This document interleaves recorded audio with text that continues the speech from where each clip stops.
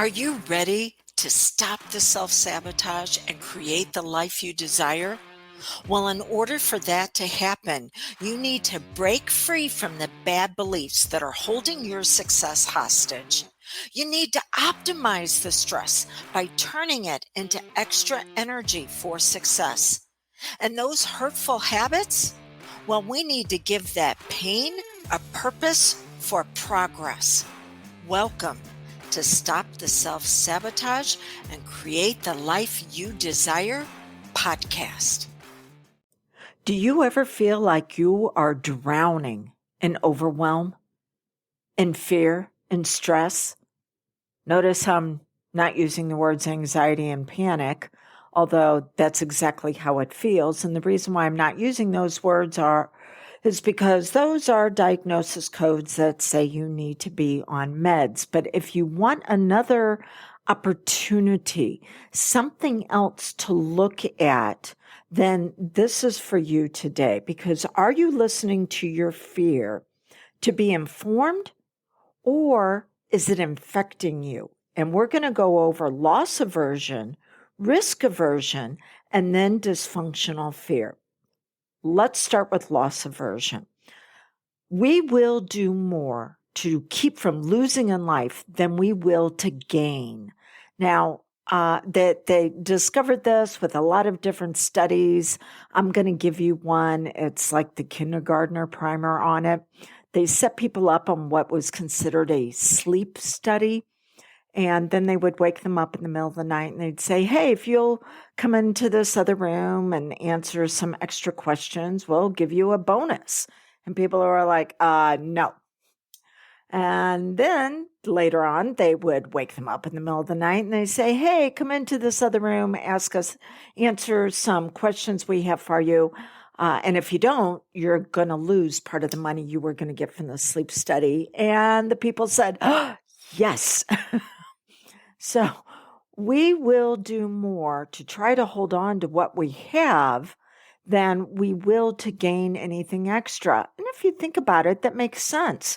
What we have, we had to put in effort, focus, time, other resources and resourcefulness internally in order to get it and then hold on to it. So listening to your fear around loss aversion can be really helpful when you're looking at previous experiences you've been through where things did not turn out so well. And then your fear can actually educate you, hey, don't do this again. This is what you need to stay away from. But unfortunately, we can have what's known as deferred hope. Deferred hope makes our heart sick.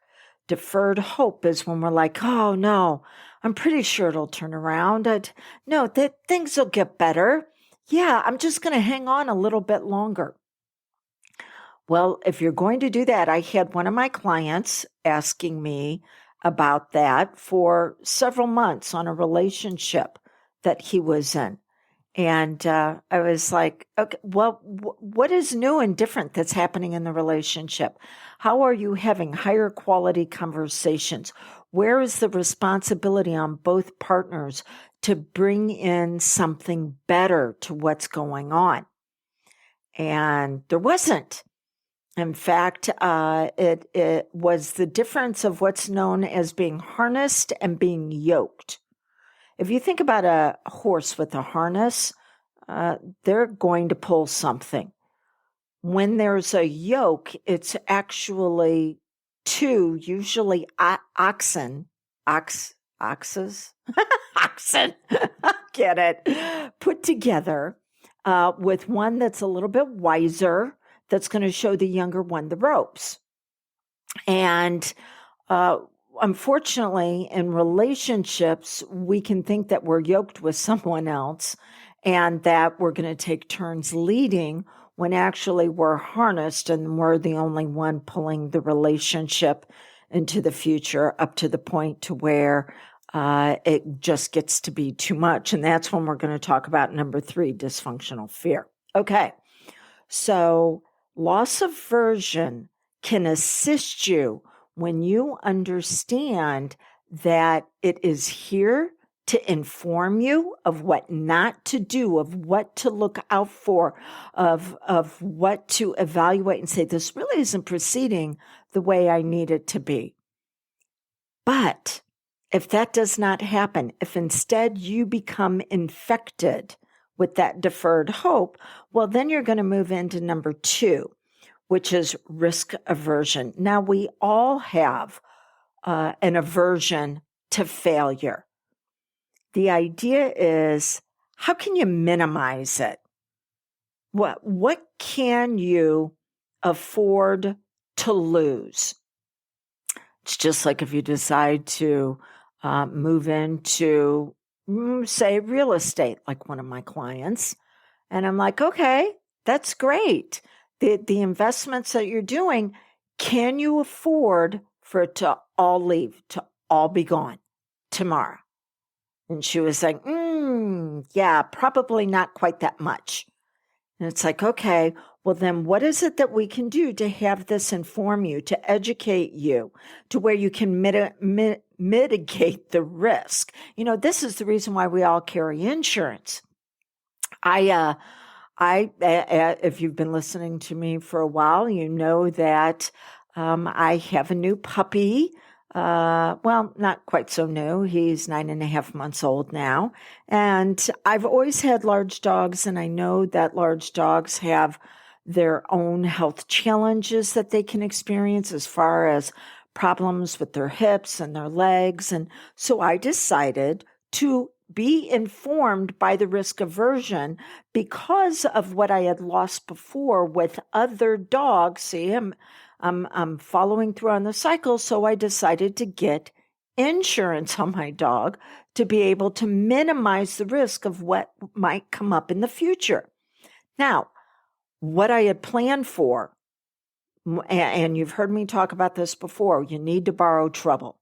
You need to say, okay, what are all the ways this can go south, and how can I protect myself? Usually when something goes wrong, it is not in the way that you planned for. I did not plan for my puppy to be diagnosed with what's known as idiopathic epilepsy. That is the type of seizures in dogs where they can't figure out a cause.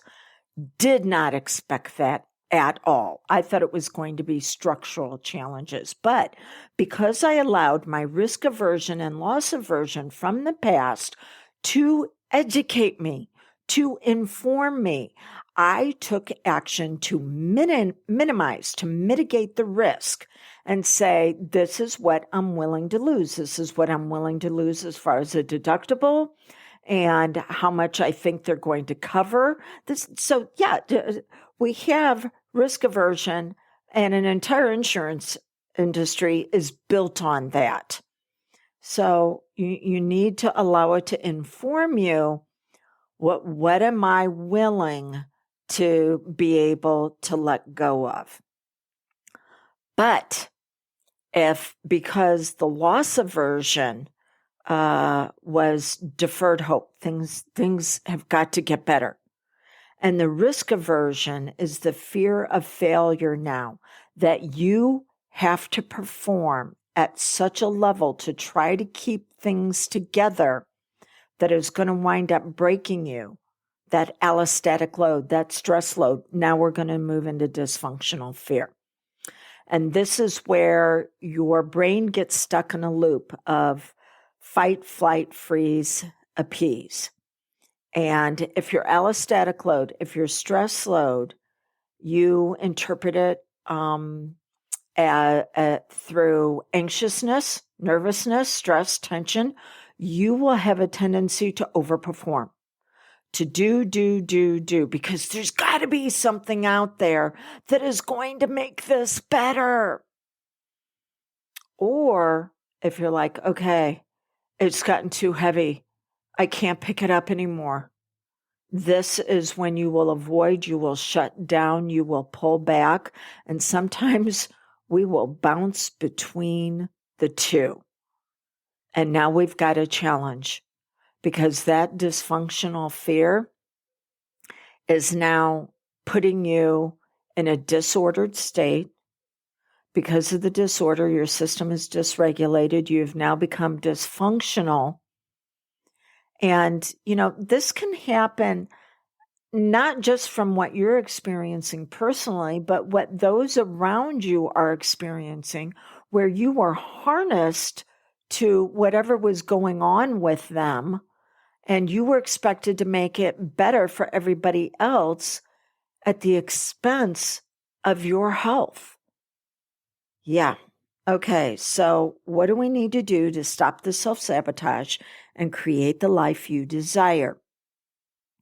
Well, one of the things that I do with my private clients is we look at first story cognizant bias, where I say, okay, go back to the time that you can consciously remember whenever things got too high and you overperformed, or things got too heavy and you had to absolutely shut down because you couldn't handle it anymore.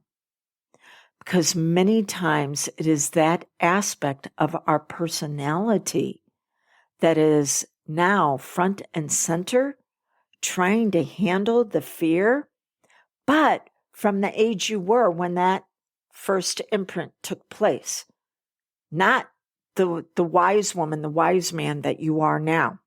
This is the reason why I love hypnosis combined with strategic coaching, is because we can, in the strategic coaching, go, okay, what is it that we want to experience? How can we actually allow this fear to inform us? And then we use hypnosis to get subconscious agreement on what aspect of the personality is going to step forward to move us into progress.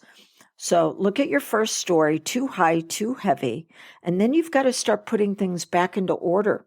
It's okay. Which aspect of me is going to handle this situation? Then you've got to be able to regulate your system. By the way, if you want assistance with this, add a very special savings. Go to dawnlandrum.com and click on the tab where you can work with me. And you're going to see a very special offer that I have there for you. Okay. So we've got to regulate your system because it is stuck in a loop that is going to continue to spiral you down into pain without a purpose for progress. So we've got to regulate your system. And then we have to begin to look at how you can functionally move forward. We have to put together a plan of continued action, implement for impact, because you can put things in order mentally and you can regulate your emotions. But if you don't back it up with your actions, the subconscious does not have any proof that something new is taking place. And remember how I talked about in the very beginning with loss aversion and deferred hope. We have to have hope in a way that sets you up to be healthy because you are moving forward in a way where it actually works for you. All right. So allow your fear to inform you, and it's time to get the infection cleared out, cleared up, so you can step in to your magnificence and brilliance.